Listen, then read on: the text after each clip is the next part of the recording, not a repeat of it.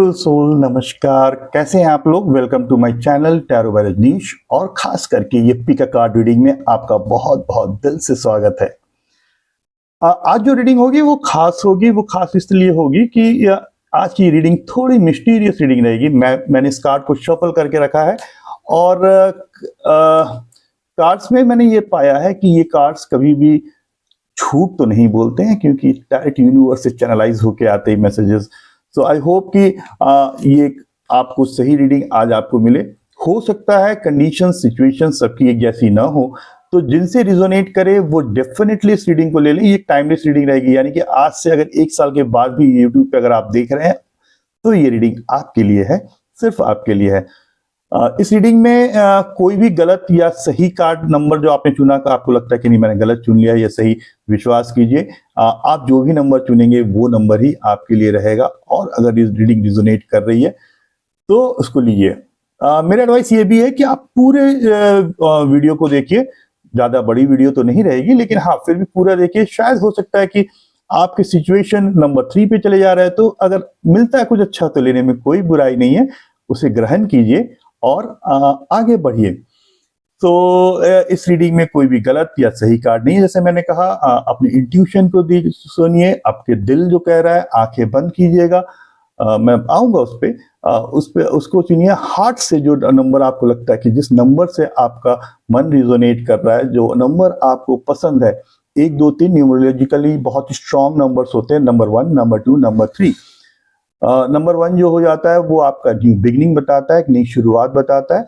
Number 2 जो जिनका हो सकता है सफर में कहीं रिलेशनशिप में कहीं इश्यूज आ जाती हैं, लेकिन नंबर 2 में इतनी पावर होती है, वो चीजों को बैलेंस कर लेता है, चीजों को वापस अपने आप तक ले आता है। नंबर 3 भी वैसे ही है, थोड़ा इंट्यूटिव है, स्पिरिचुअल है थोड़ा, और कहीं ना कहीं वो आपको लगेगा कि एक इंसाइट देता है लाइफ को, एक नई दिशा देता है, आपकी सोच को एक नई दिशा देता है। तो अब ज्यादा आपका समय नहीं लेते हुए let's deep dive into the reading और हम देखते हैं। Just close your eyes. मेरे ये कहना है कि अपनी आंखें बंद कीजिए और अपने इष्ट देव को, अपने कुल देवी को, अपने गुरुजन को, अपने देवी देवताओं को, जिस किसी को भी आप मानते हैं उनका ध्यान कीजिए। और just keep your right hand, अपना दायां हाथ अपने सीने पे रखिए। 3 बार गहरी सांसें लीजिए। माइंड एकदम अब आपका ब्लैंक है, कुछ नहीं सोच रहे। नंबर 1, नंबर 2, नंबर 3 कुछ ये सब नहीं आ रहा है। आप मन में एकदम गहरी शांत, मन शांत है आपका। कोई भी एप्रीहेंशंस, कोई भी टेंशन, कोई भी प्रेशर लाइफ की जो आपके ऊपर चल रही है, अब ऐसा नहीं फील हो रहा है आपको।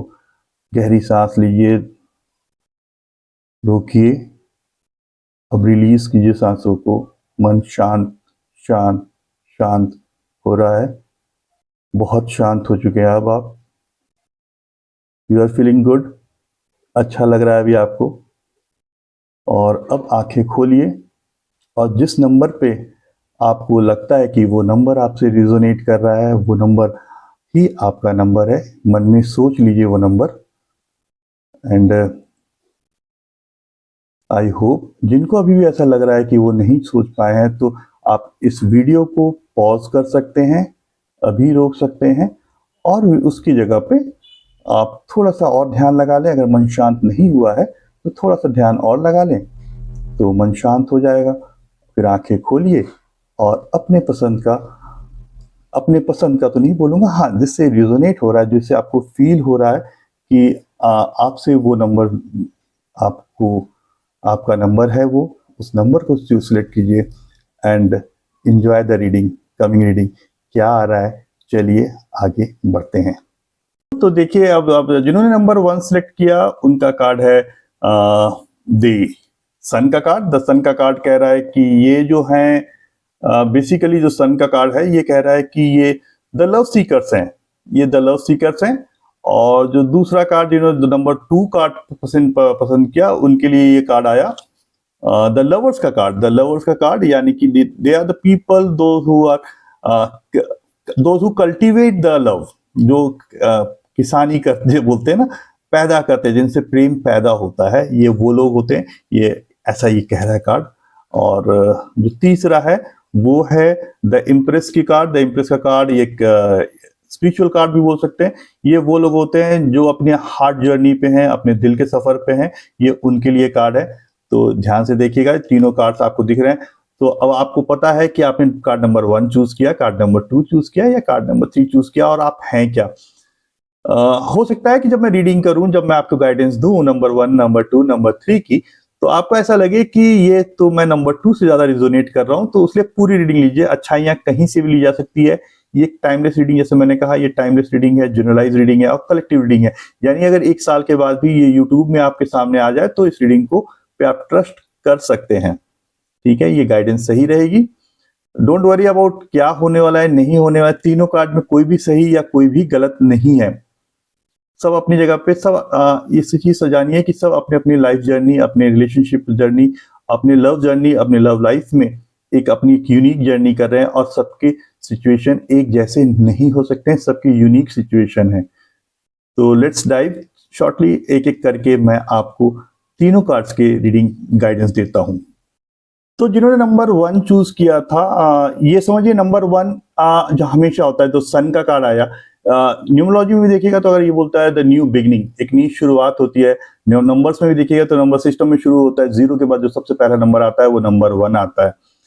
तो अगर आप किसी हार्ट ब्रेक के थ्रू गुजर रहे हैं, तो ये समझिए कि यूनिवर्स आपको एक मौका दे रहा है, आपको कुछ सिखा रहा है कि बच्चा, बच्ची, बेटा, बेटी, जो भी हो, यूनिवर्स आपको जिस भी लैंग्वेज में बोलता है, यूनिवर्स की अपनी लैंग्वेज है वो, जिसमें भी आपको ये बता रहा है कि मैं तो तुमको तैयार कर रहा हूँ उस चीज के लिए जो तुम्हारे लिए बनी है, जो तुम्हारे लिए लाइफ लॉन्ग है। तो इफ यू आर, देखिए ये एक लव सीकर कार्ड है, जिसको कहते हैं द सन का कार्ड है जो लव सीकर है।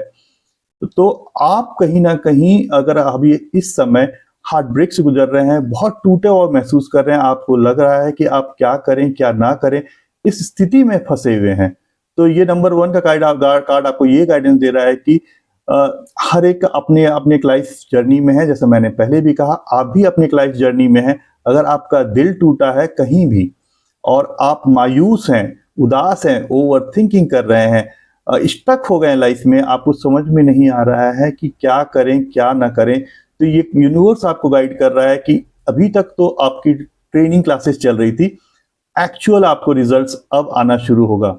मुझे याद है मेरे एक फ्रेंड थे, उनकी भी सेम रीडिंग आई थी। एक नंबर 1 वाला जो कार्ड नंबर आया था, उसमें उनका शायद नंबर 3 में या नंबर 1 में आया था, मुझे ध्यान नहीं, लेकिन ये कार्ड आया था। तो उस समय जो लव सीकर का जो कार्ड आया था, वो ये उनको मैंने ये चीज समझाई थी, एंड बिलीव मी, उनको आज रिग्रेट होता है कि अगर वो उस समय टूट गए होते तो उनके शायद आज लाइफ इतनी अच्छी नहीं होती। आज वो एक फुल फैमिली, उनकी पूरी फैमिली है, छोटा बच्चा भी है, बहुत खुशहाल, बहुत प्रेम है उन दोनों पति पत्नी और बच्चों में, एक कंप्लीट फैमिली है, एक पूरी लाइफ चल रही है। मैं अब तो वो मेरे बहुत करीबी दोस्त हैं, मैंने इतनी एडोरेबल फैमिली आज तक नहीं देखी है। तो ये गाइडेंस ये है इस कार्ड में, जो द लव सीकर्स में, कि अभी आपका हार्ट ब्रेक इसलिए हुआ कि आप खुद को जाने, आप पहचाने दुनिया को, कि जो सी चीज दिखती है, हर चीज जो चमकती है वो शायद सोना नहीं है, और आप जिसे सोना समझ के जिसके पीछे भाग रहे हैं वो शायद सोना है ही नहीं।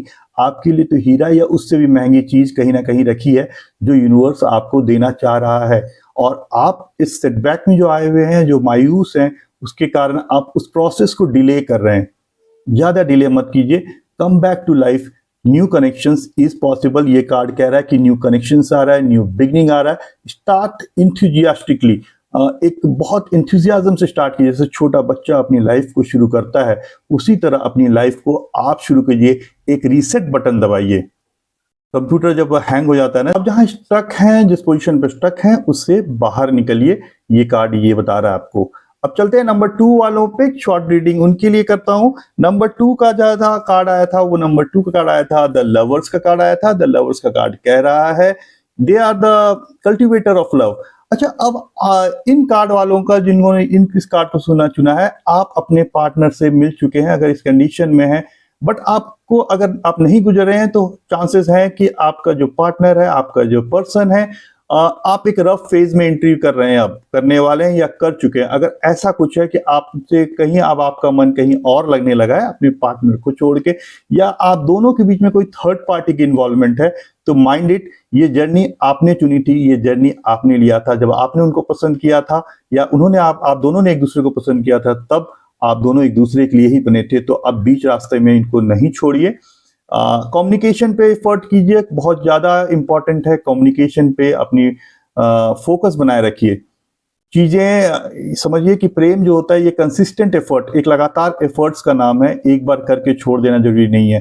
कम्युनिकेशन का मेरा ये कहना है कि चैट पे बातें कम कीजिए। चैट पे हम लिखते कुछ हैं, किसी और माइंडसेट से लिखते हैं, और सामने वाला किसी और माइंडसेट में रहता है, वो उसे किसी दूसरे एंगल में समझ लेता है, वो आपकी सही फीलिंग्स को नहीं समझ पाता है। बातें जितना आप करेंगे उतना अच्छा है, नहीं तो ये जर्नी आपको लॉन्ग लास्टिंग, लॉन्ग टर्म के लिए चलानी है, चलना है। अगर जो शादीशुदा है उनके लिए भी है, जो ऑलरेडी इंगेज हैं उनके लिए है, जिनका एक पार्टनर है उनके लिए है ये रीडिंग, 2 नंबर वाले। तो ये आप देखिए कि इनके साथ आप कैसे पैचअप कर सकते हैं, इस रफ फेज से कैसे बाहर निकल सकते हैं। निकलना तो जरूर पड़ेगा ही पड़ेगा।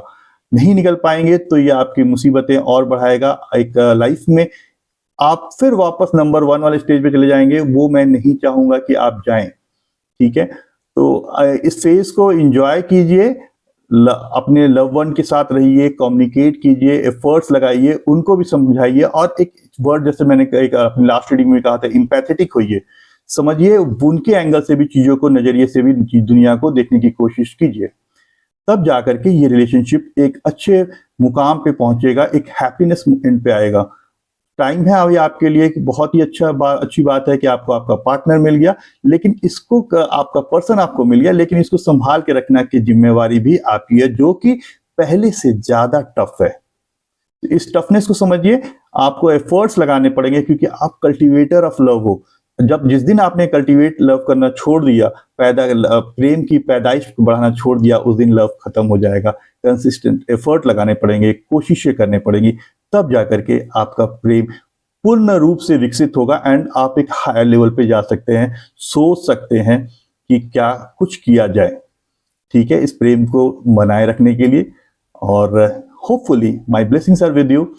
तो अपने इस प्रेम को बचा के रखिए। जो प्रेम मिला, जो यूनिवर्स ने आपको दिया, उसकी इंपॉर्टेंस को समझिए and be together. Thank you.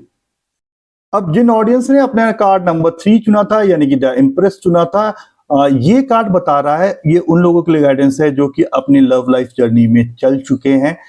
This is the time कि अब आप अपने पर्सनल ग्रोथ, अपने इमोशनल ग्रोथ पे डिपेंड अपने इन्वेस्ट कीजिए टाइम। आप दोनों ही जो हैं, एक जो आप दोनों का डोंट टेक, मैंने जो बोलते हैं ना, पुराने जो अपने हार्ट ब्रेक्स हैं, जो आपको शायद कहीं लॉयल्टी की कमी महसूस होगी, किसी ने आपको धोखा दिया होगा, डिच किया होगा, उस दुख से अब बाहर निकलिए, क्योंकि आपका पर्सन आपके साथ है।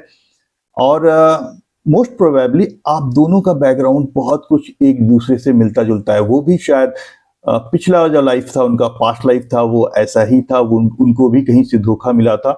शायद यूनिवर्स ने उनको भी सिखाने की कोशिश की थी, और शायद यूनिवर्स ने आपको भी सिखाने की कोशिश की थी, और दोनों ही कोशिशें कामयाब जब हुई तो आपको ये पर्सन आपके लाइफ में मिला है, और उनको आप मिले हो। दोनों ही एक दूसरे के लिए बहुत इंपॉर्टेंट हो। ये जो होते हैं, ये हार्ट जर्नी पे, अब दिल के सफर पे आप लोग दोनों निकल पड़े हैं। तो एक दूसरे के लिए सपोर्ट बनिए, एक दूसरे के लिए हाथ में हाथ पकड़ के आगे चलिए। ये वो कार्ड कह रहा है जिन्होंने इस कार्ड को पिक किया। और अगर जिनका रिलेशनशिप बहुत अच्छा चल रहा है, या फिर चल रहा है, अब एक मैच्योरिटी लेवल पे आ गया है, तो दिस इज द टाइम कि आप अपने इंट्यूशन को स्ट्रॉन्ग कीजिए, अपने गट फीलिंग को स्ट्रॉन्ग कीजिए, अपने स्पिरिचुअल बिलीव्स को दोनों जन स्ट्रॉन्ग कीजिए, क्योंकि यूनिवर्स यही चाहता है at the end of the day कि आप दोनों आगे बढ़ें लाइफ में। तो यूनिवर्स ये बोल रहा है कि अब आप एक ट्रांसफॉर्मेटिव स्टेज पे, एक ट्रांसफॉर्मेशन आ चुका है लाइफ में आपकी। आप एक डीपर अंडरस्टैंड कीजिए, इस रिलेशनशिप के एक डीपर मीनिंग को अंडरस्टैंड कीजिए और ग्रो कीजिए पर्सनल लेवल पे, एंड अपने जो आपके पर्सन है उनके लेवल पे उनको भी ग्रो करने में हेल्प कीजिए। तब दोनों जाकर के आप दोनों एक दूसरे के लिए संपूर्ण होंगे, जो कि एक अल्टीमेट होता है, जो सोलमेट कनेक्शन होता है, जहाँ पे 2 सोल होते हैं, आपस में मिलते हैं, and they create a new happiness journey of your life. So that's all from my and. ये 3 कार्ड थे, 3 कार्ड की मीनिंग हो सकता है सबसे रिजोनेट ना की हो, लेकिन जिनसे भी रिजोनेट जिस सिचुएशन में है उनके लिए गाइडेंस थी।